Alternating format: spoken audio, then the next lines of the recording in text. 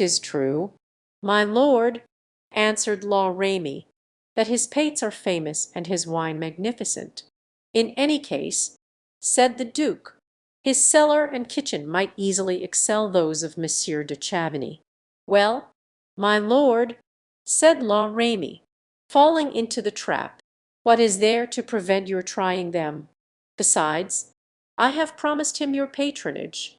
You are right, said the Duke. If I am to remain here permanently, as Monsieur Mazarin has kindly given me to understand, I must provide myself with a diversion for my old age. I must turn gourmand. My lord, said La Ramee, if you will take a bit of good advice, don't put that off till you are old. Good, said the Duc de Beaufort to himself. Every man, in order that he may lose his heart and soul, must receive from celestial bounty one of the 7 capital sins. Perhaps, too, it seems that Master La Ramee's is gluttony. Let us then take advantage of it. Then, aloud, well, my dear La Ramee, the day after tomorrow is a holiday. Yes, my Lord Pentecost, will you give me a lesson the day after tomorrow? In what?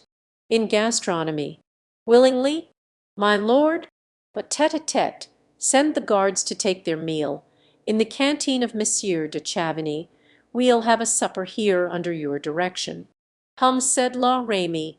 The proposal was seductive, but La Ramee was an old stager, acquainted with all the traps a prisoner was likely to set.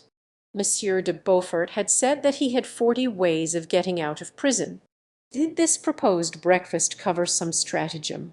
He reflected, but he remembered that he himself would have charge of the food and the wine, and therefore that no powder could be mixed with the food, no drug with the wine. As to getting him drunk, the Duke couldn't hope to do that, and he laughed at the mere thought of it. Then an idea came to him which harmonized everything. The Duke had followed with anxiety La Ramee's unspoken soliloquy, reading it from point to point upon his face. But presently the exempt's face suddenly brightened. "Well?" he asked. "That will do, will it not?" "Yes, my lord, on one condition." "What?" "That Greenwich shall wait on us at table." Nothing could be more agreeable to the Duke. However, he had presence of mind enough to exclaim, "To the devil with your Greenwich, he will spoil the feast. I will direct him to stand behind your chair, and since he doesn't speak, your Highness will neither see nor hear him, and with a little effort can imagine him 100 miles away.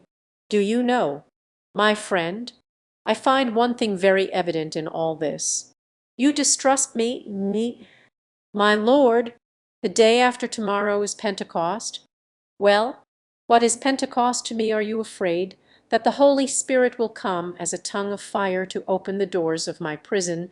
No, my lord, but I have already told you what that damned magician predicted. And what was it?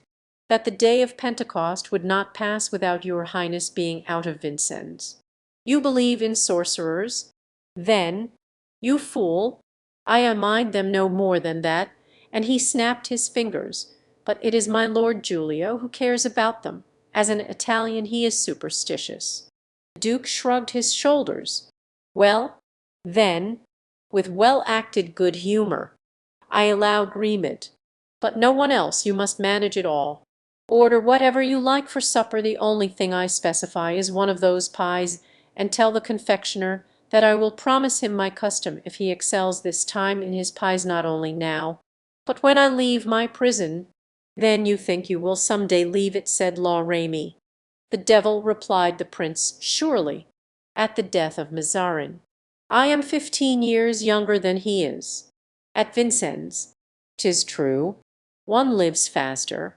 "My lord," replied La Ramee, "my lord, or dies sooner, for it comes to the same thing." La Ramee was going out. He stopped, however, at the door for an instant.